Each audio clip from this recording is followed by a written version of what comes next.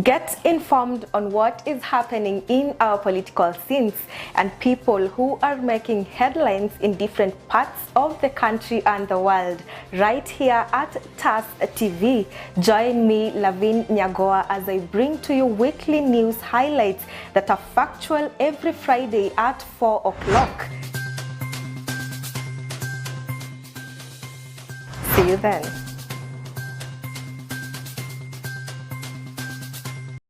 What's your name? My name is Kevin Kakum. Gitui Francis. From which school? Kenya Institute of Mass Communication. Kenya Institute of Mass Communication. What did you learn while at Tas TV? Improvement of my skills in graphics, such as motion graphics, video editing, photography, also communication skills. Camera operations, video editing, and improved my skills in graphic design. Would you recommend anyone? Yes, nilikuwa hapa Tas, skills zangu zili improve on communication with fellow co-workers and teamwork when doing certain projects. Yes, new skills in photography. Communication, I have built more in communications through interaction with other colleagues or people outside there. On a scale of 1 to 10, how would you rate your attachment at Tas TV? 7. 8. Generally, what will you say about Tas TV? Wow, it's amazing being here. I think it's the best place to be. Yeah.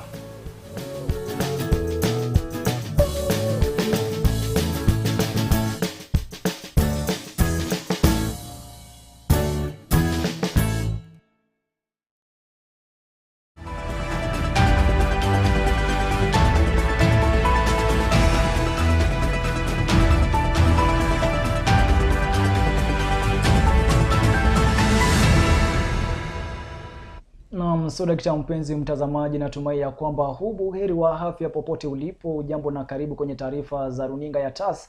Mtazamaji, tuwie radhi kwa kuletea taarifa zikiwa zimechelewa, lakini kuanzia wiki ijayo mambo itakuwa sawa. Kufikia hapo mpenzi mtazamaji, tuingie katika vidokezo vya habari ambavyo tumeweza kukuandalia.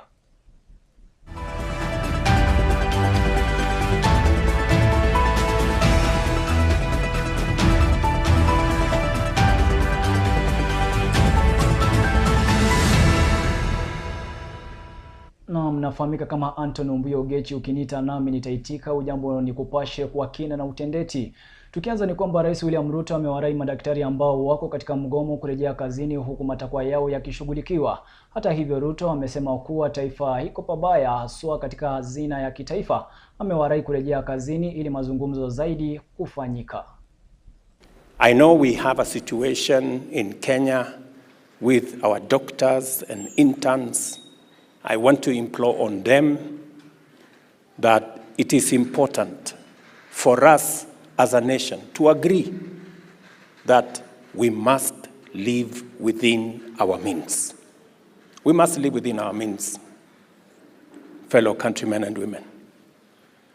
We cannot continue to spend the money we don't have.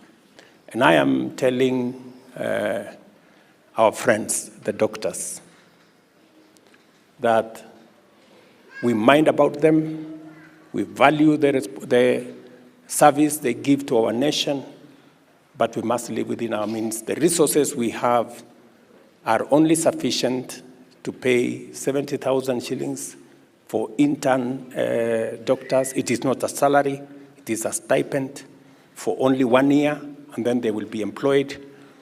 And we want all our doctors, or our doctor interns, to be taken in, and that is why we are going to spend the resources that we have to make sure all the 1,500 plus or minus doctors, all of them are absorbed at once, and we have the resources to make sure that they are absorbed at what we have offered as government, because as a nation we must live within our means. And we are going to have a bigger conversation as Kenyans, so that when the Bible says that a responsible father leaves an inheritance for their children, we as Kenyans we should not leave debt to our children.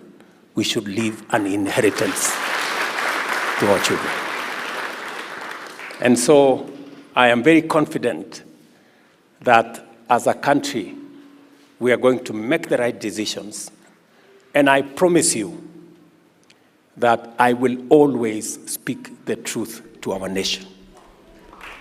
Because in speaking the truth to our nation, we will be free as a nation from the yoke of debt and expenditure that we cannot afford. Tukisonga mbele ni kwamba Rais William Ruto amewahakikishia wakulima walionunua mbolea gushi kuwa watakabidhiwa mbolea nyingine. Rais amesema kuwa taifa lina mbolea ya kutosha ya kuwapa wakulima. Rais ameelezea kuwa kulikuwepo na changamoto za usafirishaji kutoka kwa mataifa ya ughaibuni ambayo yalichangia kuletwa kwa mbolea gushi nchini. Na ndio mimi nataka niwaeleze wakulima wa Kenya ya kwamba tuko na mbolea ya kutosha. Tulikuwa na changamoto kwa sababu ya kusafirisha mbolea, tuko na vita huko sijui Ukraine, tuko na vita huko katika Red Sea, ikatulazimisha tuzungushe fertilizer ipitie mpaka ifite South Africa, ikachelewa kidogo pale nyuma, lakini tuko na fertilizer ya kutosha. Every farmer will get the correct fertilizer. Na wale watu wachache, kwa sababu kuna wakora ambao wanataka kuhujumu hiyo kazi ya muhimu ya kuzalisha chakula. Nilisema na narudia nikiwa hapa West Pokot. Hawa watu ambao kuna kampuni moja inaitwa KL sijui nini. Nimesema hawa watu, number one, kama kuna fertilizer mkulima amenunua na sio correct, huyo mkulima lazima akuwe compensated, apatiwe fertilizer ingine free of charge. Na wakora wote mambo yao ni matatu. Ama tulikubaliana namna gani? Si mambo ni matatu?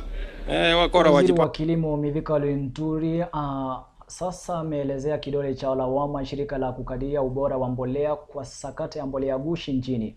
Waziri Linturi aliyefika mbele ya kamati ya kilimo katika bunge la Seneti pia alikanusha kuwa hana uhusiano na kampuni ya Chemicals iliyowasilisha na sakata hii.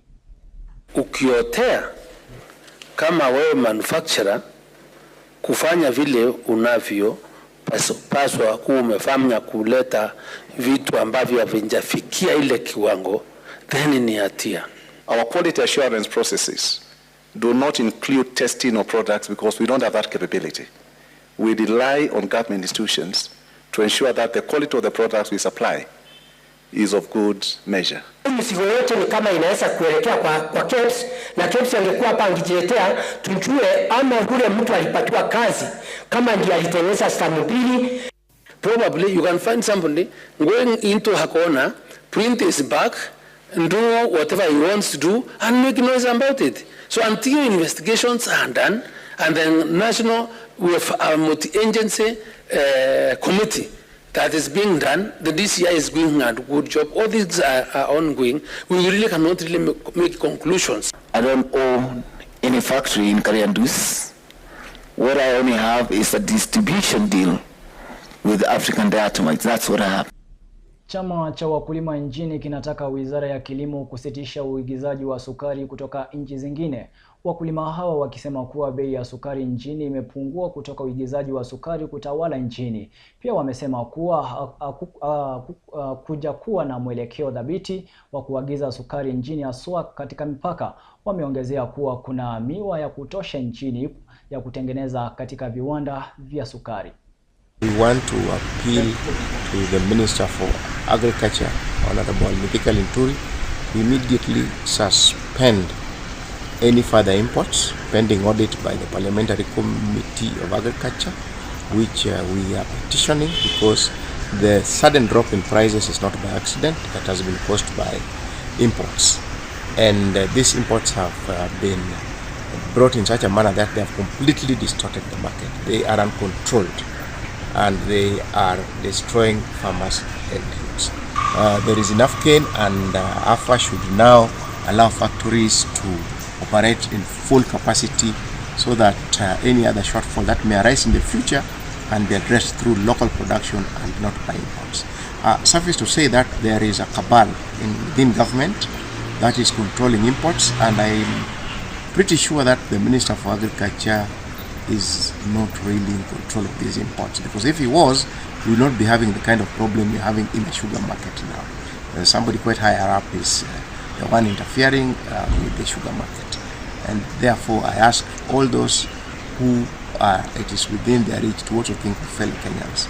And obviously local capacity is already constrained, and that shows that somebody somewhere has distorted the sugar market by bringing in or flooding the market, thereby killing local capacity, and if left unchecked, I can assure you this industry will be dead in a month. So we are asking Parliament to rise up to the occasion for once and audit the imports that have come into the country in the last 6 months. We want to know who are these importers, what was the procedure of giving them the permits to bring, and how did that sugar come into the market. The history of sugarcane business in this country, the sugar economy, there has never been a price drop like has happened now. 30% price drop from 6,800 to 5,100 in 2 months. That is massive loss to farmers. It has never happened. It would also be important to tell the Senate and to ask the Senate to fast track the sugar bill, because if we had a sugar board in place, then we would have a fund that would mitigate whatever is happening to farmers right now, but would also go towards crop development. Maaskofu kutoka dini ya Kikatoliki wanaitaka serikali kulipa shilingi bilioni 2 kama malipo ya hazina ya NHIF inayodaiwa na hospitali zinazoendeshwa na kanisa la Kikatoliki nchini. Maaskofu hao wakisema kuwa wanataka pesa hizi kulipwa kabla ya mpito wa hazina ya SHIF. Kwenye kikao na wanahabari, maaskofu hawa sasa wanasema kuwa huenda wakashindwa kutoa huduma nafuu zinazotegemewa na Wakenya wengi kwa uhaba wa vituo na fedha. The faith-based hospitals are owed huge amounts by NHIF. As of now, this has accrued to over 2 billion Kenya shillings.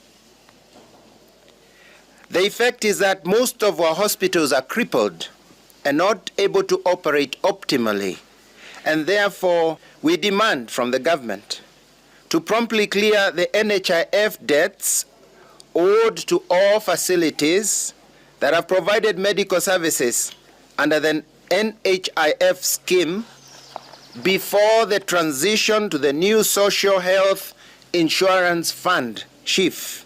The life of a human person should never be used as a bargaining currency. Every life is worth more than any financial or employment gain. We urge the government on one hand and doctors and clinical officers on the other to seek a working arrangement that does not put the lives of the patients at risk, so that lives are not lost or threatened even during the industrial action. On several occasions, we have addressed the issue of the cost of living and overtaxation. The reality of ordinary Kenyans is that they are struggling financially. We have urged and continue to encourage the government to improve public participation in assessing its tax regime. We should not intend to raise billions in a short span at the cost of great stress to ordinary Kenyans. Wakazi kutoka kaunti ya Laikipia wanalalamikia ukosefu wa usalama, huku wakisema kuwa wanahangaishwa na wezi wa mifugo licha ya kulilia serikali kuangazia swala hilo. Wakazi hao wanasema kufikia sasa mifugo kadhaa imeibwa kwa kipindi cha mwezi mmoja. Hata hivyo, viongozi kutoka eneo hilo wameirai serikali kuchukua hatua za haraka ili kurejesha usalama katika eneo hilo.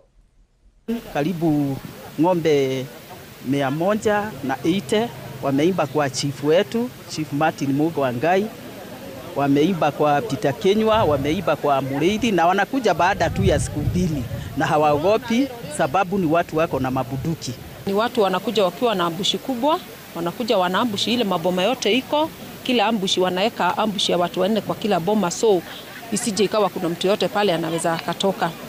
Na wale mnaleta tunawajua, ushirikiano tunaujua, na kwa hivyo watu wasianze kulia. Tukiingia mashinani usirie, manake yeye ni kijana yako na unajua ile kazi anafanya na usemi kwa serikali. Serikali imejua. Hii ni ng'ombe inachukuliwa, inapasua, inauziwa Meru, inaisiwa Isiolo, na ukiona mwanabiashara ananunua ng'ombe ya 40,000 na anajua kwa market hii ng'ombe ni 80,000, hata yeye ni mwizi, anajua ananunua mali ya mwizi. Na kufikia hapo tunachukua mapumziko mafupi, lakini usiende mbali, tutarejea na taarifa nyinginezo.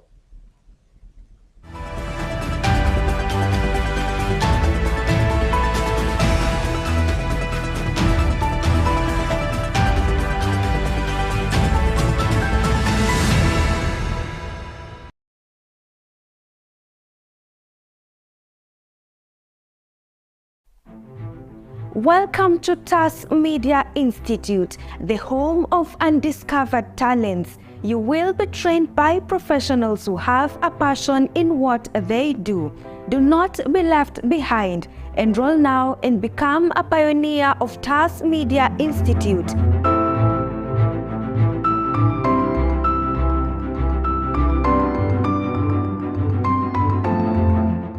We are located at Neema Plaza, 2nd floor along Kenyatta Highway in Thika Town.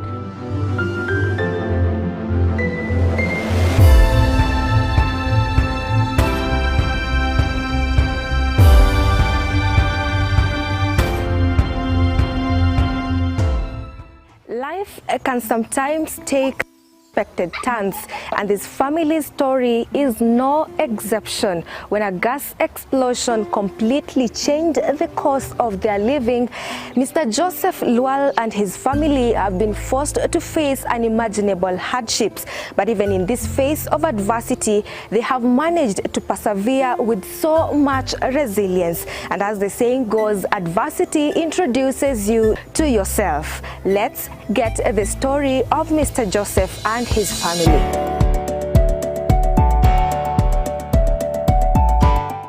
So welcome to the first episode of Brain Busters. My name is Mwangi Dominic. Leo tuko barabara ya MKU, tunauliza maswali tatanishi.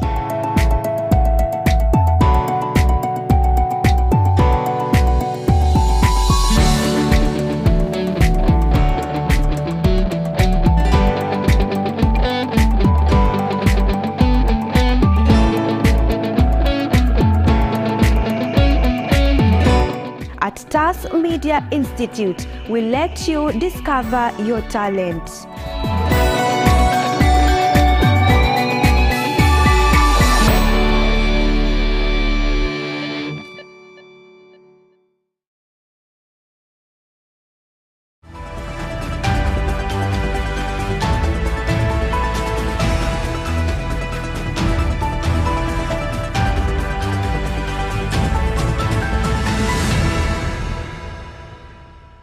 Naam, karibu tena mpenzi mtazamaji, tuendelee kukufahamisha kwa kina na utendeti.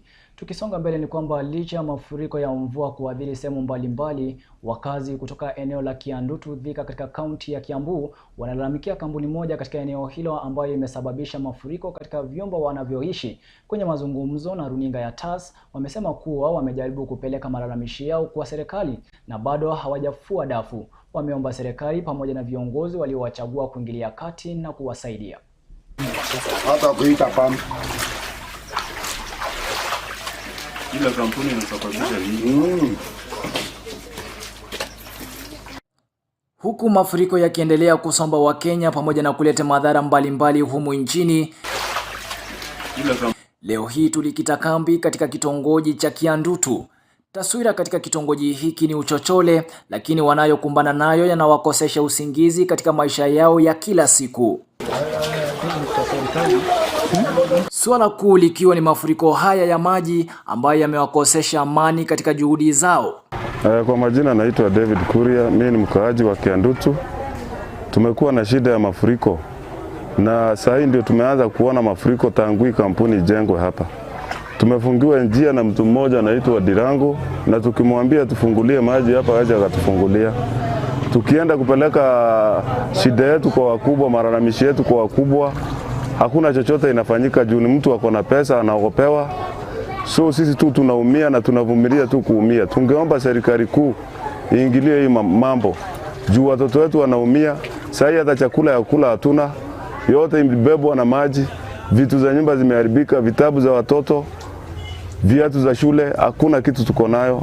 Wakisikitishwa na kile wanachosema kuwa mafuriko haya yamesababishwa na kampuni ambayo imekita kambi katika kijiji hicho, huku wakisema kuwa wana sababu ya kufunguliwa kwa kiwanda hiki. Jina yangu mimi naitwa Esther Shega na mimi ni mkaaji wa hii kijiji. Nyumba yangu ndio hii. Hii nyumba kuna mahali ninaishi na kwingine kuna kaa busi. Kwa saa hii hata busi imekufa kama 10. Na wakati nilipoenda kuteta, niliteta kuhusu hii maji tufunguliwe, sababu hii tumekaa hapa zaidi ya miaka 20 hapa na hatujaiona kitu kama hii. Lakini wakati ile nyumba ilipojengwa, hapo ndio shinda ilikujia. Wanyonge waangaliwe, sababu kama unarusha maneno yenye utakayesaidika na hakuna kusaidika kwa wenye wamemsingira, ati kama ndio wakubwa wenu na hamsaidiki. Sasa tukaonelea ni vizuri tuende mbele ili tu tuone kama hii maji itaweza kutuondokea tu. Hapa ni katika pitapita zetu mahali ambapo tuliweza kufuruliza. Tulikuwa na kipindi kigumu kutaka kujua ukweli ulikuwa wapi, lakini mwishowe tuliweza kutangamana na baadhi ya wananchi na raia kutoka hapa Kiandutu, na haya ndiyo maoni waliokuwa nayo kufuatia chanzo hiki ambacho kimekuwa kikiwasumbua wengi. Mimi ni mkaaji wa hapa Kiandutu. Shida yetu sana ni hii maji. Hii maji inatukuta mpaka kwa nyumba, na rara juu ya maji, hata nashindo na kuongea juu mimi ni mgonjwa. Kiingia kwangu maji iko, hata saa iko maji mahali na rara. Chakula yote iliharibiwa na maji, mahindi yote, unga nilikuwa nimenunua, hatuna chakula, hata nasaidio na wenye wako mbali. Sasa naomba serikali tusaidie, juu mvua haijaanza, ndio imeanza kunyesha mzuri. Ndio tutafutie hii njia maji ione njia ya kuelekea. Sisi hatuna shida na yeye. Tukipata njia maji iende, shida yetu imeisha. Na mimi niko na watoto wawili. Shwari watoto, nyumba imejaa maji. Mimi kwanza mimi ni maskini kabisa. Mimi nalala chini na watoto wangu. Saa hii mattress iko na maji, blanketi ziko na maji. Saa hii unalala kama umeshika watoto. Sasa tunaenda wiki moja sasa imeisha maji ikiwa kwa nyumba. Tumejaribu kuteta, tumeenda hadi kwa Nema, bado hawajakuja kutusaidia. Tutafanya nini sasa? Watoto sasa wako hadi na homa. Unanunua dawa, maji bado iko, wanalala kwa hiyo nyumba, tutafanya nini? Niko na mtoto mdogo wa miaka 2 hapa, mwingine miaka 3. Chakula, unga zote zilipata maji, yani kila kitu imeharibika. Ndiyo taswira ambayo inakumbana na wakazi wa Kiandutu, mahali ambapo wengi wanaomba serikali kuchukua hatua za haraka, licha ya wengi kuishi katika maisha duni na pia maji haya yakiwa tatizo katika maisha yao. Hata hivyo wamesema ya kwamba wamejaribu kufikia serikali, lakini serikali haijachukua hatua za haraka, wakazi hawa wakiomba viongozi ambao waliweza kuwachagua kuingilia kati ili kuleta suluhu katika maisha yao. Nikiripotia runinga ya TAS kutoka mji wa Kiandutu, Thika, Kiambu County, jina langu ni Antony Ogechi. Naam, natumai ya kwamba kilio chao kitaweza kusikilizwa na haki kutendeka. Tukisonga mbele ni kwamba maafisa wa NTSA wakishirikiana na polisi wa trafiki leo hii wameendeleza operesheni ya msako wa magari yasiyostahili katika juhudi za kupunguza ajali barabarani. Maafisa hao wamesema kuwa msako huo utaendelea kote nchini. Traffic violation of interest, or the ones that we arrest, basically are without road service license, without inspection sticker, without driving license, without speed governor, and also defective motor vehicles. Even the police themselves, if you see their vehicles, this goes to Morokomen. Their vehicles is so pathetic. In fact, if we find one, go to even the current that is here is just pathetic. Naam, kufikia hapo natamatisha taarifa za runinga ya TAS. Tuungane tena wakati mwingine. Ulikuwa nami Antony Ogechi. Kumbuka kuniweka mali pema moyoni. Kwaheri.